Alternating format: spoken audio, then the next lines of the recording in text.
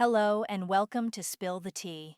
True Stories, the place where real life is more fascinating than fiction. Sit back, pour yourself a cup of tea, and let's dive into the moments that stay with us forever. We're starting now.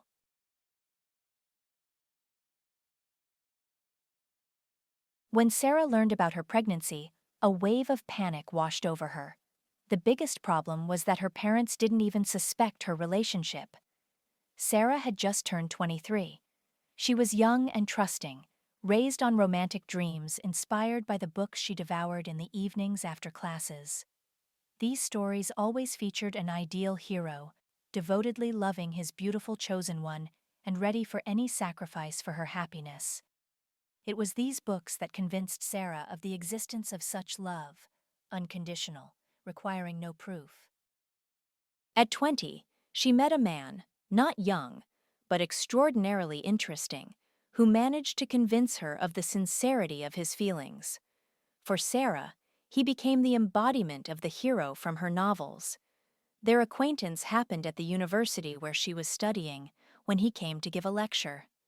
Edward Anderson's arguments seemed so profound, right, and logical to Sarah that she was captivated. After the lecture ended, her questions were the most numerous. Sarah studied political science not out of coercion, but out of genuine interest. This passion was passed down to her from her grandfather, who passionately followed the situation in the country and sometimes voiced surprisingly insightful judgments. Although he worked his whole life in a factory, he tracked every speech by those in power and any political changes with particular zeal. It was thanks to him that Sarah decided to connect her future with this field. Edward Anderson's speech, who held the post of mayor of the city, became a real event for Sarah. Firstly, she saw the mayor in person for the first time, and secondly, she heard his perspective on the prospects for the country's and world's development. The mayor's account completely enthralled her. She listened without interruption for the full 2 hours, while the other students yawned boredly. Of course, Edward Anderson himself couldn't help but notice such an engrossed listener. It seemed to him that the young woman was captivated not only by his words, but by him personally. At least, that was the impression he got at their first meeting. After the lecture, Edward Anderson himself approached Sarah. Extending his hand, he politely introduced himself. "Good afternoon. I'm Edward Anderson, the mayor of this city. But, as far as I know, you're Sarah. It's a great pleasure to meet you." She shook the extended hand, modestly lowering her eyes. "Yes, of course, I know you and have heard a lot about you. Your city management strategy resonates with me, and I really liked how you discussed the situation in the country and the world." "Do you like politics?" Edward Anderson smiled broadly. "In my opinion, women shouldn't get involved in this field."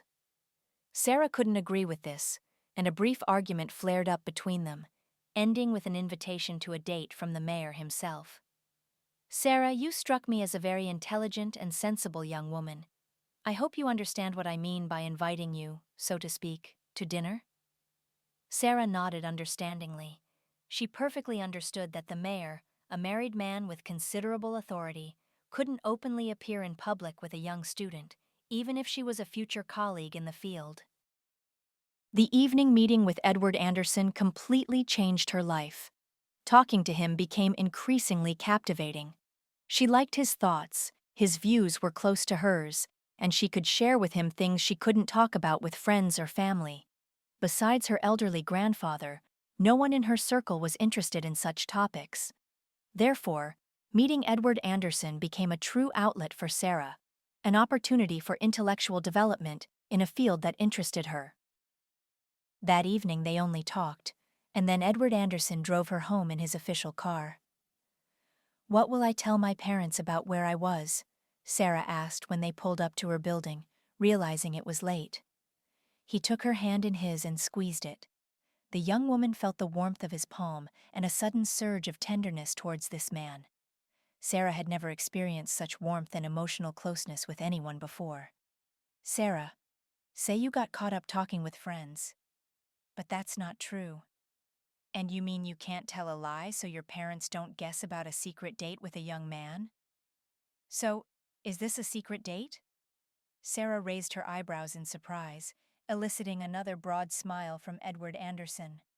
She kept quiet about the young man, not daring to remind such an authoritative person of his age. You could say that. Imagine we had a real date, after which I'd like to invite you for a second one. His quiet, velvety voice literally captivated Sarah. For a moment she felt special, the one the mayor himself wanted to go on a second date with. But at home, no one asked Sarah about her late return. Her late arrival was merely a signal for her parents to go to bed. They worked at a textile factory, one of the city's main enterprises, and their work was demanding. They viewed their daughter's desire to engage in politics, far from their world, positively. Simply because they understood nothing about it, but saw her sincere interest in a not very feminine field and did not hinder her choice.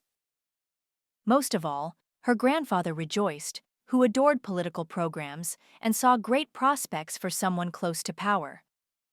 Believe me, he told his granddaughter, politics is something few people understand. If you learn to grasp its intricacies, you'll not only be able to influence the necessary levers locally and nationally, but also know things others can only guess at. Sarah understood her grandfather. It was at the top that the fates of ordinary people were decided. By being close to these heights, one could foresee events and change one's own fate and the fate of loved ones in time. Therefore, she wasn't going to give up her communication with Edward Anderson. And it wasn't just about his proximity to power, but also that she liked him as a man. Gradually, their communication turned into something more intimate. Unbeknownst to herself, Sarah realized she had fallen in love with Edward Anderson, and there was nothing she could do about it. She knew her feelings were wrong, as he was married. But he himself was drawn to her, and she couldn't refuse him the closeness he sought. Yes, Edward Anderson was demanding, as befits a skilled manager capable of pressing the right buttons. He liked Sarah, and he sought her attention, and he was very good at it. 6 months into their secret meetings, Sarah was head over heels in love with this man, ready to follow him anywhere. He became everything to her: father, friend, lover. All the qualities of an ideal life partner were concentrated in him. Despite her fascination with politics, there was room for romantic feelings in her life, as in any woman's. She drew examples of such love from books, as there were no others before her eyes, except, perhaps, her parents, whose relationship resembled friendship more than passionate attachment. Several times, Sarah saw Edward Anderson with his wife. Elizabeth Anderson was about his age, a little over 50. They had no children and always appeared together.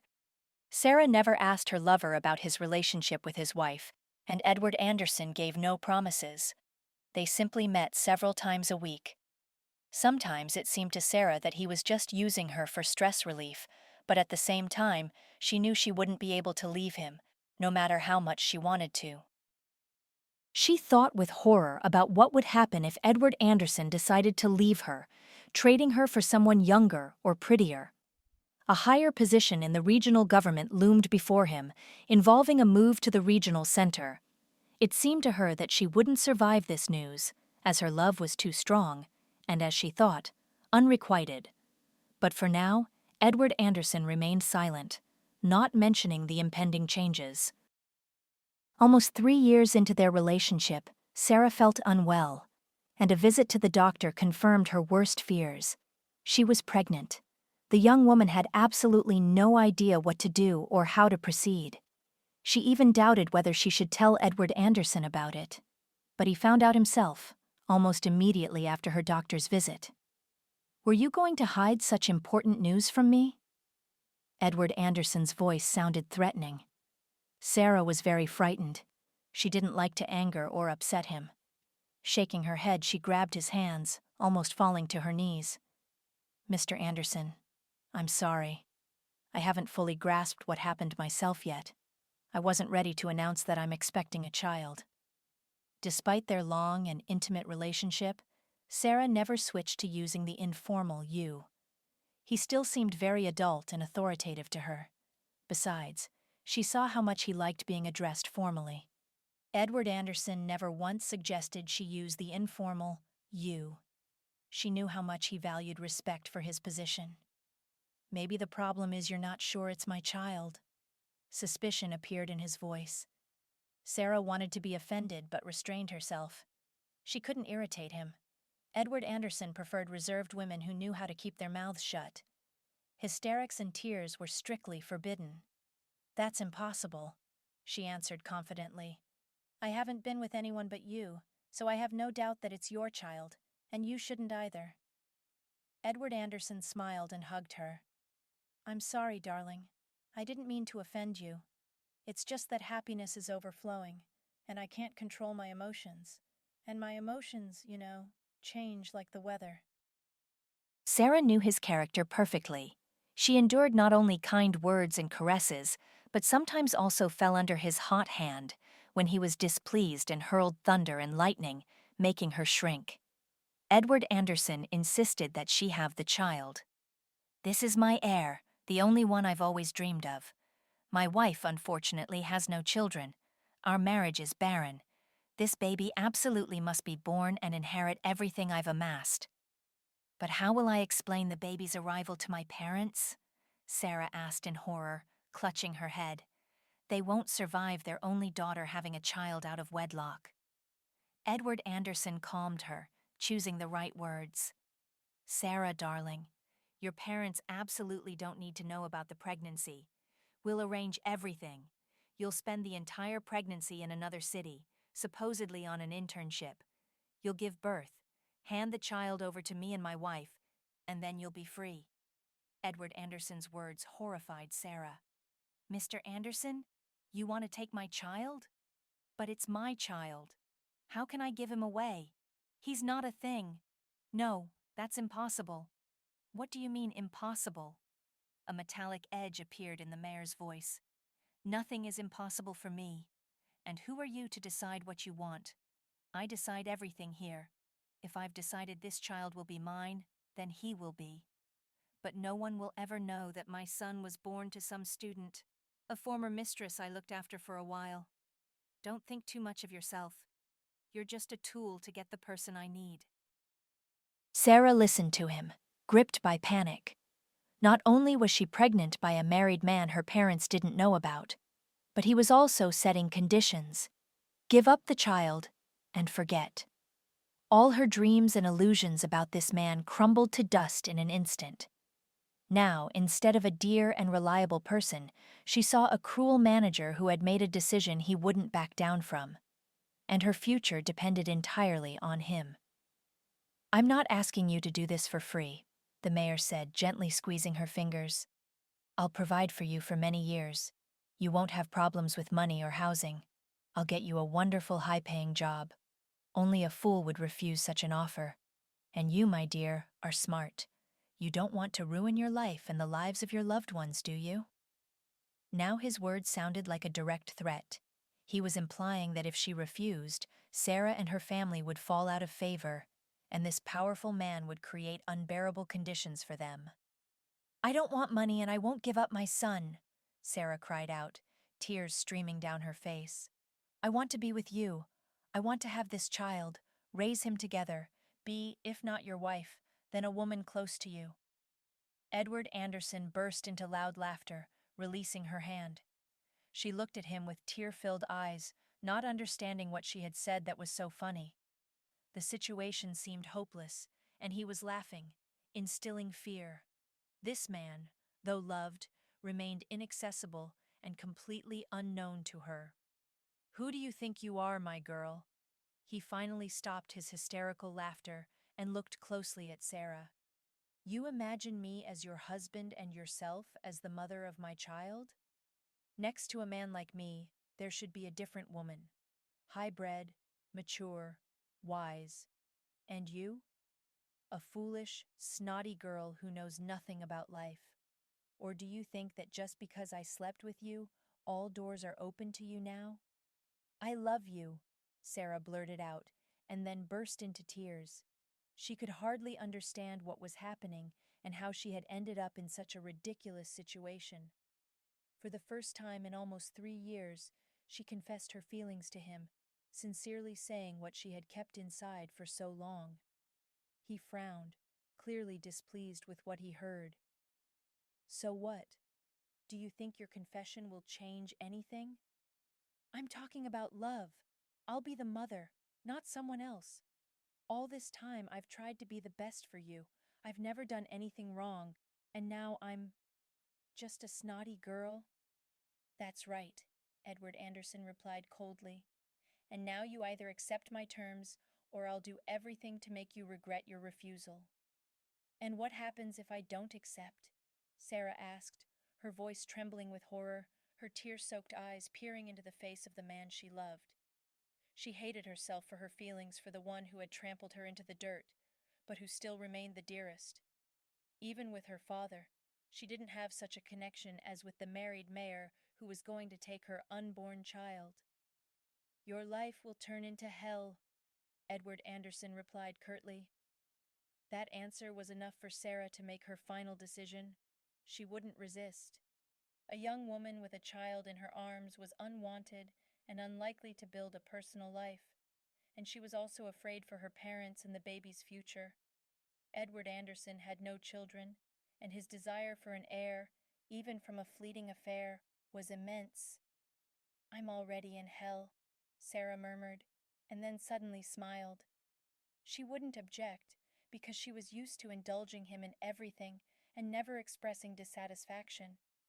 No matter how he behaved, he remained the best for Sarah, which meant all his decisions were inherently right. You don't know what real hell is yet. He unexpectedly reached out again and pulled the young woman to him. She cried quietly, burying her face in his shirt, mentally hating herself and cursing the day she got involved with the man who had broken her life and made her completely dependent. That night, Sarah barely slept, thinking about her decision. She would have Anderson's child, get the money, and secure her future. Edward Anderson wouldn't leave her alone anyway, and she didn't want to ruin the child's life. Let the baby grow up in a complete family. Let Anderson be happy with his wife and heir. Sarah would remain the most important woman in his life, the one who bore him a child and sacrificed motherhood for the man she loved. Mom, Dad, I'm going to Moscow for an internship. Sarah announced her decision to her parents a week later. Before that, she and Edward Anderson had long discussed how the pregnancy would proceed. Staying in her hometown was impossible, and Sarah didn't want to go to the regional center. If she was going to change her life, it would be drastically to Moscow. You've never been there, Edward Anderson replied, and you have no idea what it's like to live in a huge city. I want to live in Moscow, and I want to get a good job after. You understand? Now, having finished university, I can't work because I'm pregnant. I'm losing a year of my life to make your life and your wife's life complete, and I want compensation for my sacrifice. Anderson smirked, looking at her face. He clearly hadn't expected such demands. You've decided not to be petty, he said with a smirk. Do you think life in Moscow is sweet? Do you think if you get a foothold in the capital you'll achieve something? You're empty, foolish, and naive. What can you hope for with nonsense in your head? He continued to insult her, but Sarah decided not to rise to the provocation. He used to say he would never get involved with a foolish woman, but now it turns out he had considered her exactly that all along. She said nothing about the fact that he himself had behaved foolishly. Sarah was still afraid of Anderson and didn't want to incur his wrath. I've told you everything, she replied, trying to sound confident. If you don't accept my terms, I'll be forced to tell my parents the truth. I dream of Moscow. I don't want to live here or in the regional center. I want more, and you promised me the right to choose. I'm going to run for governor, Edward Anderson said. After I win, life in the region and the city will change dramatically. You, on the other hand, are choosing a huge city where things won't be easy for you, and I won't be able to help, except financially. I don't need any other help, Sarah cut in. Money is enough. You won't let me see the child. You want to take him. Why would I want to see the baby you'll take away? Even if you think I'm foolish, you must understand that I will be the mother of a child who will be taken from me. If you regret your decision in the future, there's nothing I can do, Edward Anderson said evenly. You'll wring your hands, beg me to fix everything, but I won't help. Keep that in mind. Sarah nodded. She understood she was making a terrible deal. No child, but with money. She had a choice: to run away, leaving him without the child and without the ability to threaten her. But Sarah didn't want to. She didn't yet feel strong feelings for the baby growing inside her. She didn't fully grasp the seriousness of the decision. There remained hope that the mayor would change his mind and provide for both her and the child. Perhaps, in time, she would even become his wife, transforming from just a happy woman into the wife of the mayor, or maybe even the governor. As long as the child wasn't born, hope lingered. A few weeks later, she was in Moscow. She arrived at Paveletsky Station, took a taxi, and gave the address Edward Anderson had sent. He had rented a 2-room apartment in Mariino. Sarah was full of excitement. She wanted to unpack quickly and walk around the country's largest city. The landlady, waiting for her by the entrance, gave her an indifferent look. She probably didn't know the whole truth about Sarah's condition and why a rich man, using a different name, had rented the apartment for her. Andrew said you plan to live in Moscow for at least 6 months, the landlady said briskly. Hearing the unfamiliar name, Sarah was startled at first, then realized that Edward Anderson had introduced himself as Andrew. Yes, that's right. I've come for an internship for at least 6 months, but most likely longer. That's good. The woman nodded. I need a long-term tenant. Keep in mind, Sarah, parties and noise are prohibited. This is a good neighborhood. The neighbors are decent. Your Andrew vouched for you and promised there would be no problems. Don't worry, that's how it will be, Sarah replied, already looking out the window and admiring the buildings. She had never lived in such a place. The apartment was huge for a 2-room flat, equipped with the latest technology. Even the dishes were French.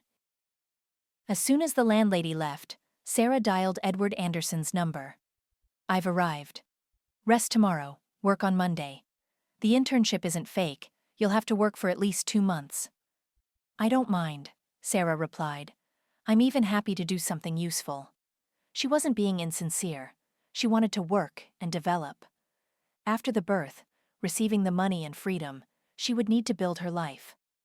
Sarah dreamed of staying in the capital.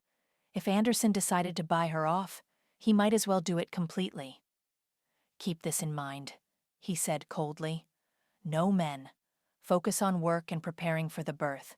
If I find out about some Moscow nobody, you'll go home without a second chance. Sarah was inwardly indignant, but remained silent out of habit. It was hurtful for her, who had been faithful to Anderson for several years, to hear such words. She had never been frivolous. She loved and continued to love Edward Anderson, despite the injustice. How could she sleep with a man who said one thing to her face, but considered her an easy girl behind her back? Why hadn't she seen so much bad in him before, as much as appeared when they stopped sharing a bed? I never allowed myself anything extra, she hissed, clenching her fists. I didn't give you a reason to think I was promiscuous. You had a motive then, Anderson smirked. You were sure it would last forever. I was never sure of anything when I was with you, Sarah replied, and then heard a new stream of accusations of foolishness and naivety. Listening to him, Sarah silently thought that she only had to endure a little longer, and then she would be free. All the years she was with the mayor, she only tried to meet his expectations. There were many men who showed interest, but she remained faithful to Anderson, not responding to their advances. Among them were decent men with whom she could have built a family. The conversation left an unpleasant taste. Sarah tossed and turned all night, sifting through memories. Now it seemed that time was so far in the past that it was foolish to remember it. A walk around Moscow calmed her down. She walked the streets, looking at the beautiful buildings and expensive cars. She imagined her future life: a nice apartment in the center, a luxurious car, a loving man, a family, children. These thoughts made her feel better. Her mood improved. Sarah tried not to think about the coming months. "It's just my job," she convinced herself, thinking about the pregnancy and the internship. "I'll just fulfill my duty, for which I'll get money and opportunities to live better." She calmed herself, still not fully understanding how life would turn out after handing over the child. There remained hope that the mayor would change his mind and provide for both her and her son. Perhaps sooner or later, she would become his wife, transforming into the wife of the mayor, or maybe even the governor. As long as the child wasn't born, hope lingered. The next morning, she went to the company office. The journey took little time. The thoughtful Anderson had rented an apartment just 2 kilometers away. In recent days, she had been severely nauseous from smells, and traveling by transport seemed impossible. Walking the Moscow streets, she thought again about how thoughtful Edward Anderson could be.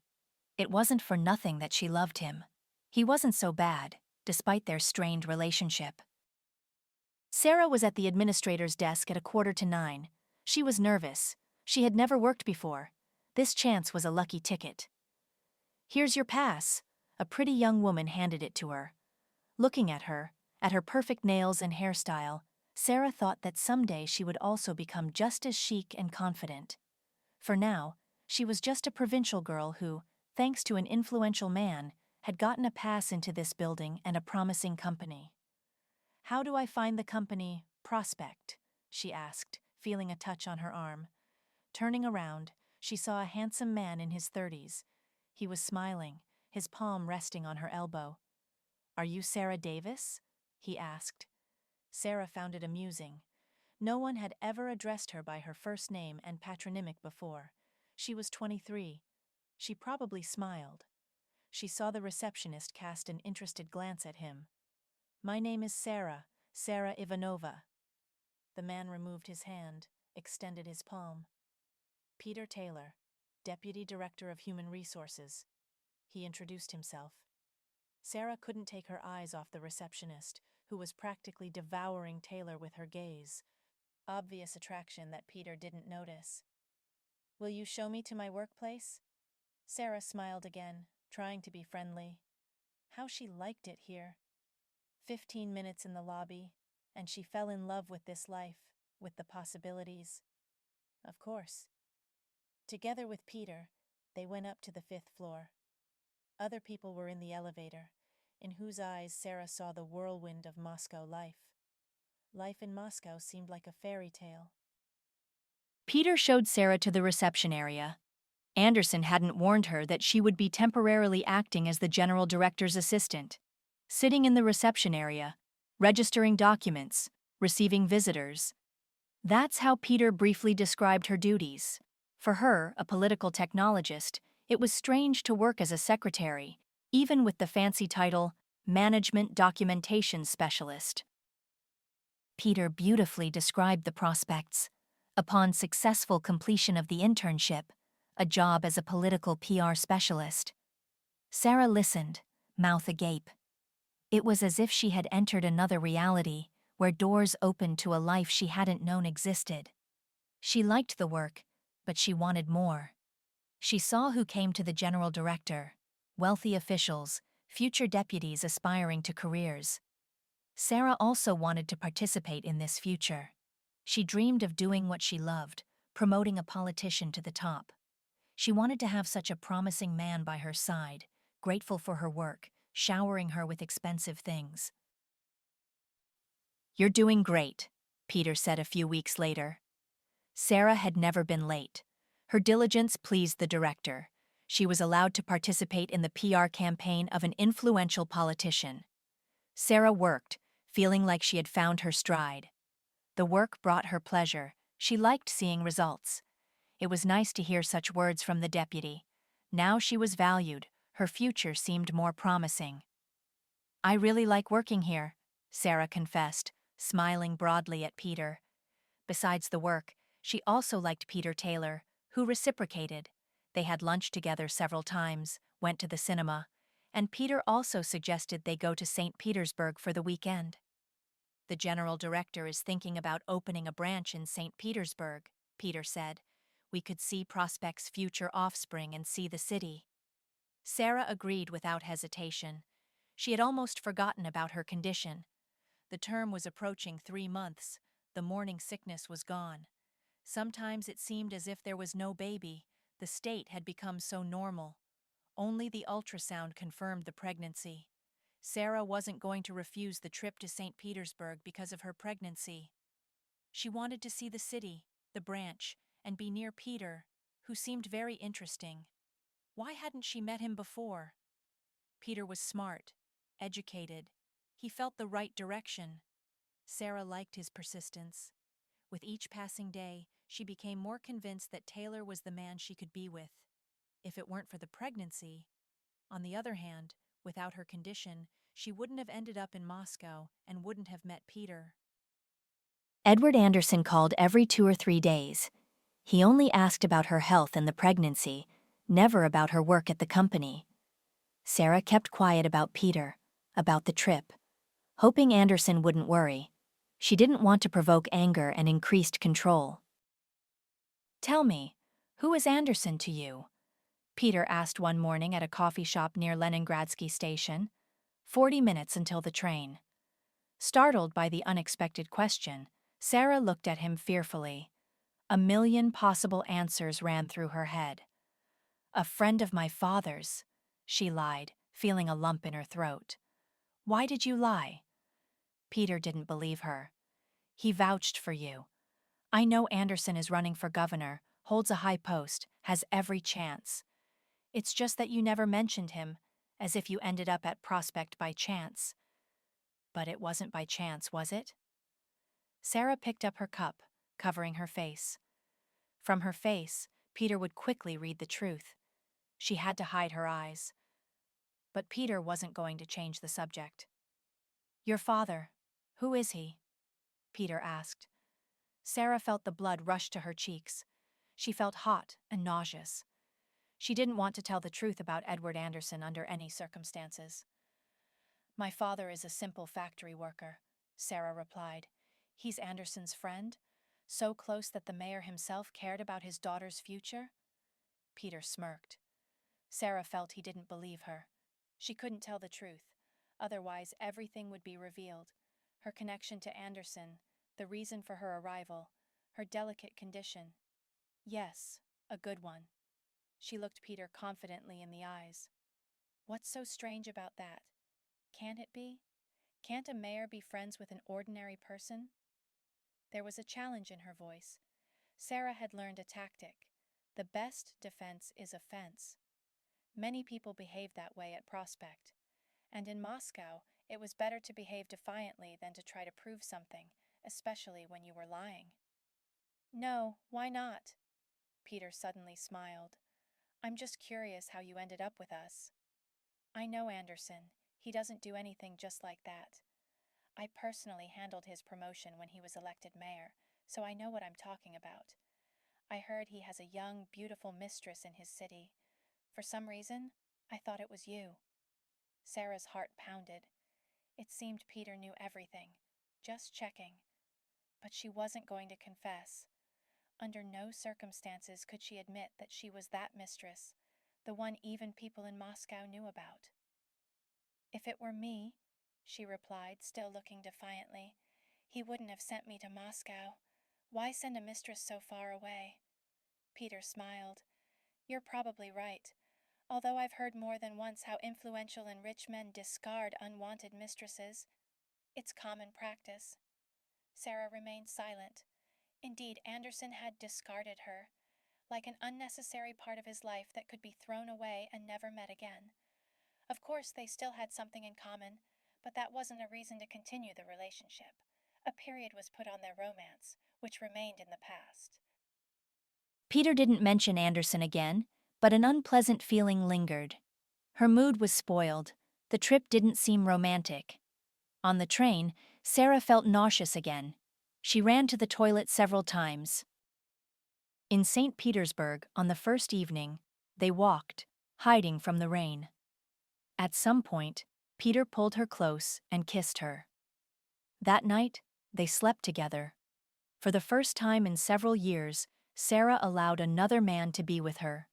These were new feelings, unlike the ones she had with Anderson. Passion, love, a bright flash that blinded her. She returned to Moscow a changed person. Peter held her hand. Their relationship didn't resemble the one with Edward Anderson. "Thank you for everything," she thanked Taylor passionately at her building. "An incredible trip." "You're incredible." He smiled and kissed her again. Their relationship reached a new level. Sarah didn't dare invite him over. She was afraid Anderson would find out, and God only knew how he would react upon learning about the mother of his future child being involved with someone else. A few weeks later, Sarah noticed changes. Her belly rounded, her breasts enlarged. It was becoming harder to hide the pregnancy.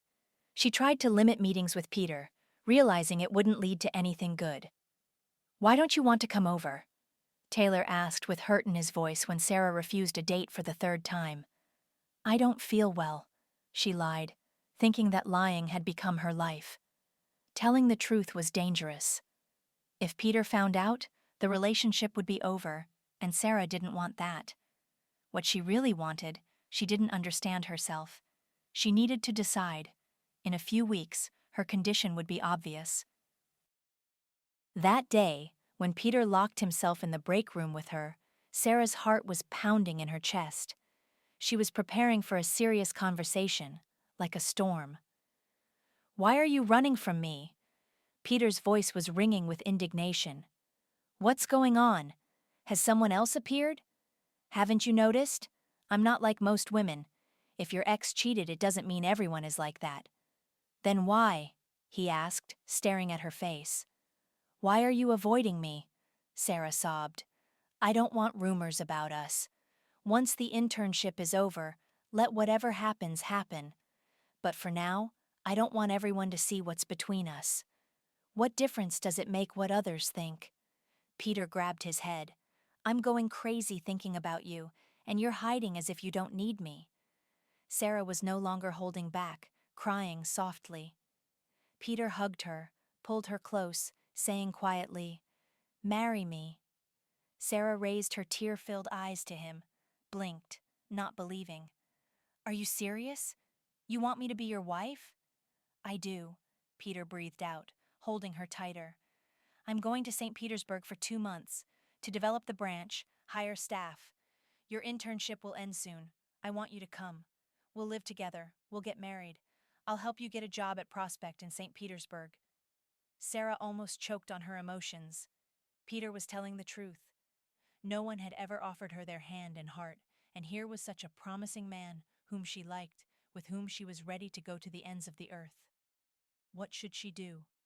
She was due in 5 months. Her head was spinning with thoughts. She needed to decide, to answer. "I agree," she blurted out. A few days later, Sarah saw Peter off at the airport. Alone, happy, anticipating a carefree life, she wondered how to stall until the birth. A ring on her finger, looking at which, everything inside her flipped with happiness. She and Peter called each other every day. Sarah was waiting for the internship to end so she could go to her parents. She invented a story about a sick grandmother who needed care. Her grandmother had been gone for a long time, but Sarah wanted to visit her parents. "I hope your grandmother gets better, and you can move," Peter said, worried about the delayed reunion. "I miss you. I need you." "Me too," Sarah sighed. "We'll call each other. I'll try to leave sooner." She arrived at her parents' home. Wide dresses and hoodies helped hide the pregnancy. No one noticed anything. Her mother and father asked about Moscow, examined her work record book, admired her intelligence, not knowing how she got into a large company. After arriving, Sarah went for a walk in the park. Sitting on a bench by the pond, she stretched out her legs with relief, turning her face to the sun. August was a beautiful time. Sarah smiled at the sun, thinking how right she had been. About the child, About Edward Anderson, about Peter, and about the future. Relaxing? A woman's voice sounded nearby. Sarah turned around anxiously and gasped. Elizabeth Anderson, Edward Anderson's wife. Sarah had seen her a couple of times, the rest of the time only in photos. Sit. Don't be afraid. Elizabeth smirked, seeing her fear. I won't eat you. I have something to discuss. Sarah looked her over. For 50, she looked good. Her hair was perfectly styled. She was dressed fashionably. Her skin was wrinkle-free, looking about 45. What is there for me to talk about with you? Sarah asked, moving away. About what's happening in your life and concerns me and my husband, Elizabeth replied calmly. You think I don't know anything? Neither about you, nor about the changes you're preparing? Sarah remained silent. Of course, Elizabeth knew everything. Anderson didn't hide his affairs. It suited her that he sought pleasure elsewhere. All the mayor's property was registered in her name, even more in her mother's name. Both spouses were satisfied. Elizabeth had her business, Edward Anderson had his mistress, and both had a strong marriage built on calculation. I know Edward decided to become a father in his old age, Elizabeth said, staring intently.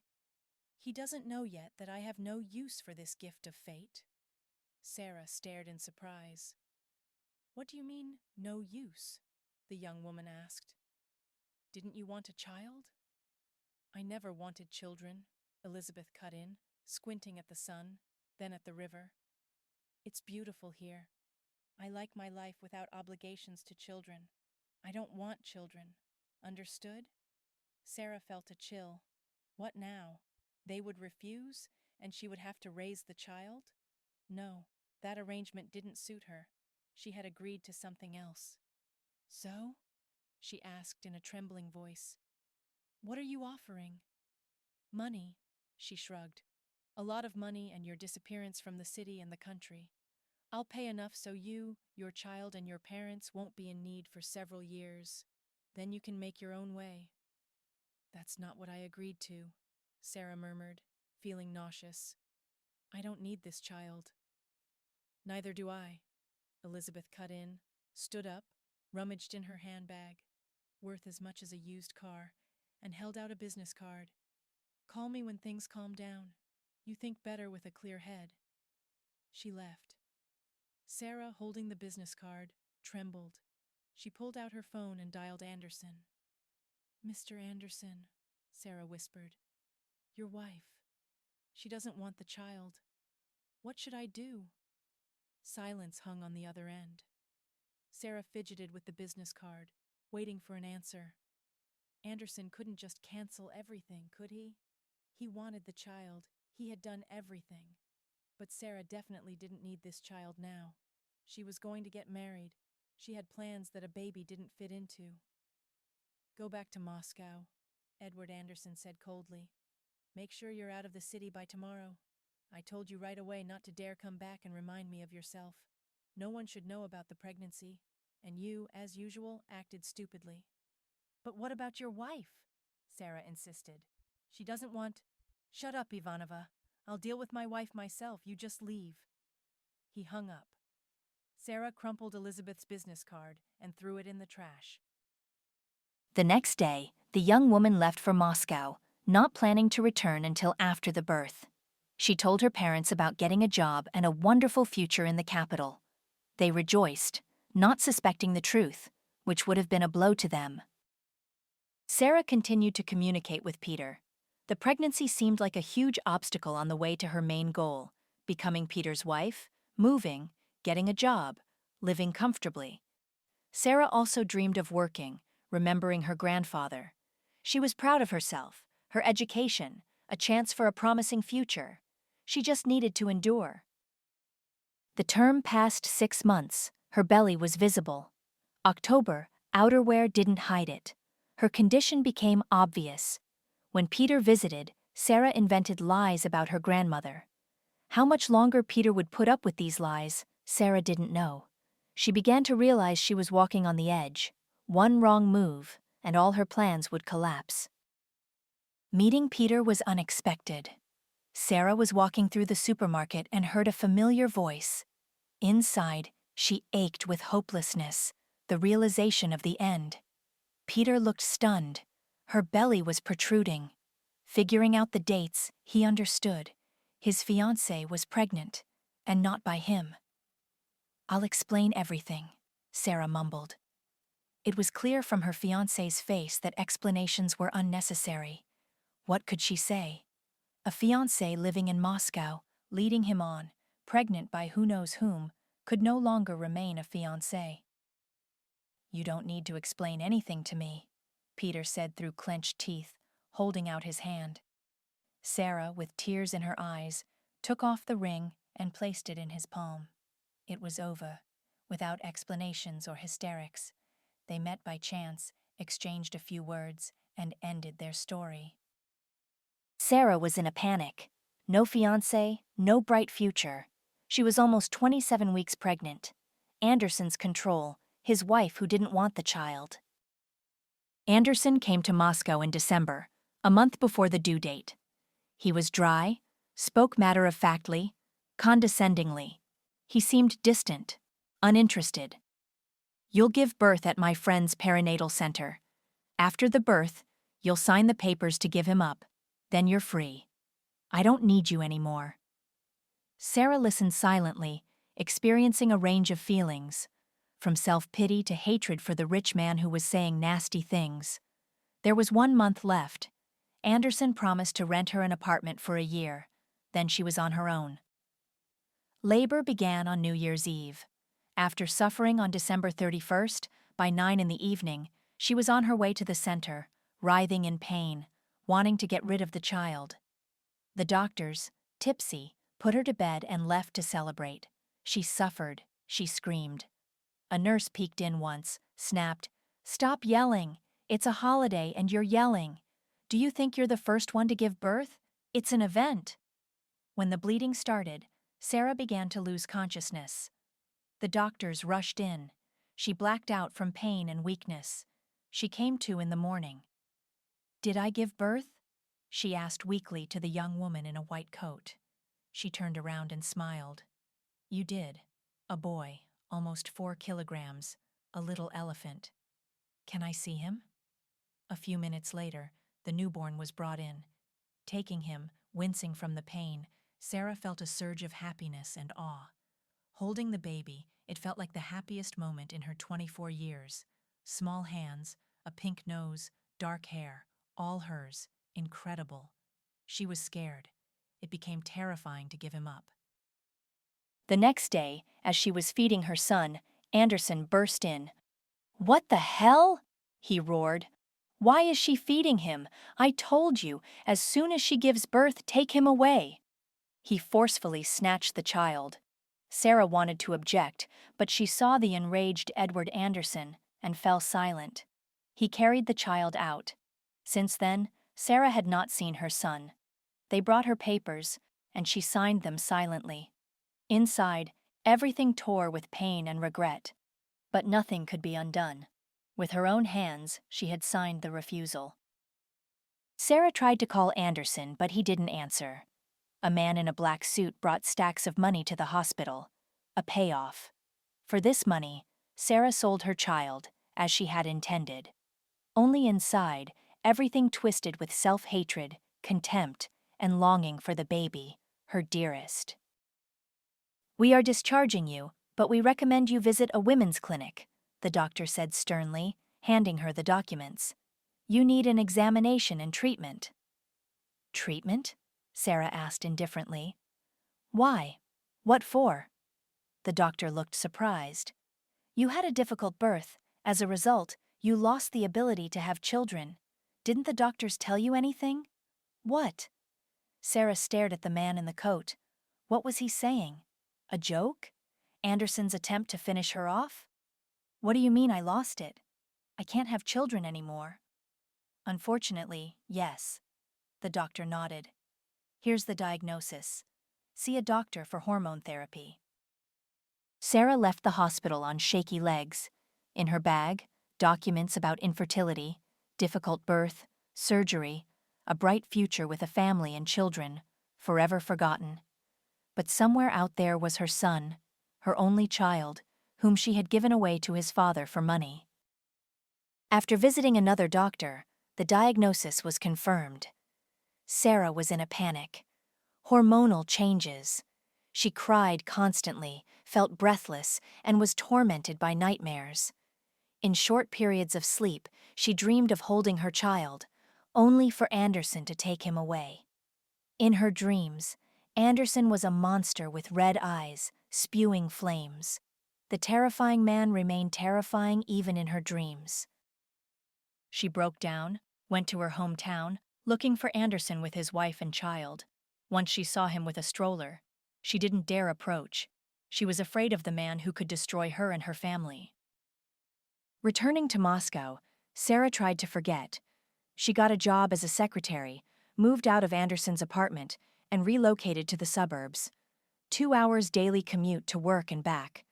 The trips were exhausting, but she didn't complain. She didn't want a family, children. She transferred all the money from Anderson to a children's rehabilitation center. She didn't keep a penny. The money felt dirty, having defiled her life.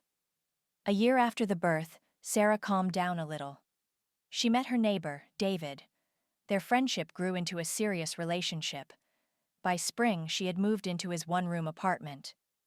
"I want to introduce you to my mother," he announced. "She lives in the next building. I hadn't dared to tell her I had you." "Why?" Sarah was surprised. "You're 30. Why hide your personal life?" David hesitated. "Mom is still upset about the divorce from my first wife. She loves Olivia very much. She can't forgive her." "Why did you divorce?" Sarah asked without much interest. She liked David. Things were good with him, but there were no strong feelings like she had for Anderson or Peter, as if someone had removed her love sensor. "She cheated," David replied curtly. Sarah decided not to pry into his past. David's mother was clearly not happy about the newcomer. Native Muscovites didn't like provincials. Eleanor Davis was one of those who believed her sons deserved better. "Sarah, what do you do?" Eleanor Davis asked, pronouncing the name unfriendly, peering intently. Sarah, trying to maintain composure. "I'm a secretary. By education, I'm a political technologist. I worked at a PR agency. Then I quit and got a job as an assistant to a manager." "Why didn't you continue in your field?" David's mother asked curiously, drilling her with her gaze. "Because I'm sick of these officials," she wanted to scream. But she restrained herself, tried to smile. "Maybe I'll go back someday," she replied. "For now, the position and salary suit me." "Yes, salaries are good in Moscow," Eleanor Davis smirked. "Not like in your... Remind me, where are you from?" Sarah smirked, feeling the animosity. Of course, the mother, who loved her son to distraction, didn't approve of his choice. A month later, he proposed, and she accepted. Not out of great love, but out of a desire to create a family, to live calmly, a life without children. Sarah didn't tell David about her infertility. They lived together, caring for her husband, cleaning, constant thoughts about the child living far away, not knowing the truth. Sarah followed Anderson's life, knew he had become governor, beating his opponent by 7%. Rumors circulated that he and Elizabeth had no children, that they used a surrogate mother. Few knew that Sarah was the surrogate mother. The boy was named John, after Edward Anderson's father. He was a year and a half old. When visiting her parents, Sarah always tried to see little John from a distance. She would go to Anderson's house, hiding behind trees, watching. Rumors circulated that Edward Anderson was planning to move to the regional center. The chances of seeing John became slim. Life with David wasn't a fairy tale. They lived calmly, too calmly for happiness. David didn't talk about future children. Sarah didn't confess about her health problems. "I don't love him." This thought pricked her from within. She said tender words, but felt nothing but gratitude for the opportunity to live in Moscow. This wasn't love, but something gray, a cheerless tunnel through her entire life. You got married, but you're not having children, her mother said with hurt. Why don't you have children? Is it too early? Sarah understood that she didn't like this life, and not because it wasn't what she had dreamed of, but because the most important thing had disappeared on that New Year's Eve. Sarah learned about David's other life by chance. After leaving for work, she remembered she had forgotten to turn off the soup. The thought of a fire washed over her like ice water. She returned home. Entering the apartment, she heard Eleanor Davis's voice. Her mother-in-law, as always, was holding court on the phone. And she didn't turn off the soup. What's in her head? Lovers, no doubt. She was telling David he was making a mistake marrying her. Empty, foolish, cold as a fish. She doesn't love David, and he doesn't love her. Sarah froze, listening. Here they were, the words she needed to hear. Cold and foolish. That's how her husband's mother saw her. That's how Sarah saw herself. Cursed. She would bear this cross for these flaws. Did she want this? No. Olivia is expecting his child, her mother-in-law continued. Sarah stood in the hallway. Yes, Olivia is pregnant with his child, and David wants so much to look good. He just hasn't gotten over his love for his first wife. He'll go back to her, you'll see. We need to get rid of this village schemer immediately. Sarah ran out into the stairwell. She didn't go to work. She went up to the top floor, waited for her mother-in-law to leave, then rushed into the apartment. She packed her things into a bag, wrote a note for David, and went to the station. She needed to go home, to deal with the hell of the last 2 years, to get rid of it. David called when Sarah was halfway home. Returning, he found the note, repented. Yes, I can't help my feelings for Olivia. Then go back to her. Raise your child, Sarah replied, feeling no jealousy or anger. She didn't love him. Where would his love come from? Their marriage was a mutual attempt to forget the past. It didn't work. Be happy, Sarah said and hung up. From the station, she didn't go to her parents. She headed towards Anderson's house. She was going to kneel and beg to be allowed to see her child, ready for anything, just to try to get her son back, her only, her own. There wouldn't be others. Elizabeth opened the door. Tear-stained, pale, she stared at Sarah. "What are you doing here?" she asked. "Come to dance on graves?" "On what?" Sarah looked at Elizabeth uncomprehendingly. "I want to talk to Mr. Anderson about John." "Are you kidding?" Elizabeth asked and burst into tears, sliding down the wall. Sarah caught her, helped her to the sofa. She saw a small boy standing hesitantly at the entrance to the room. Her heart pounded. It was her son. "John," Sarah whispered, smiling. The boy smiled back at her. Inside, it was as if a huge glacier had cracked. "Take him," Elizabeth cried out. "I don't need him. Now that Edward is gone, I don't need your child. He was never needed. You forced him on me and Edward. What happened to Mr. Anderson?" Sarah turned pale. "He died," Elizabeth replied with a smile that was more like a grimace. "A heart attack. Take the boy and get out." Sarah approached her son, picked him up. John clung to her neck with his thin fingers. "Who are you?" John asked as they got into the taxi. "I'm Sarah." She looked into the boy's eyes, brushing away a tear with an almost imperceptible movement. "Let's go somewhere, then I'll tell you everything." They were driving to Sarah's parents' house. A difficult conversation lay ahead. Then, the documents for the child. The hell is over, she thought, squeezing her son's small hand. If this hadn't happened, I would have gone mad. She hugged John, held him close. The boy didn't pull away, drawing patterns on the window with his finger.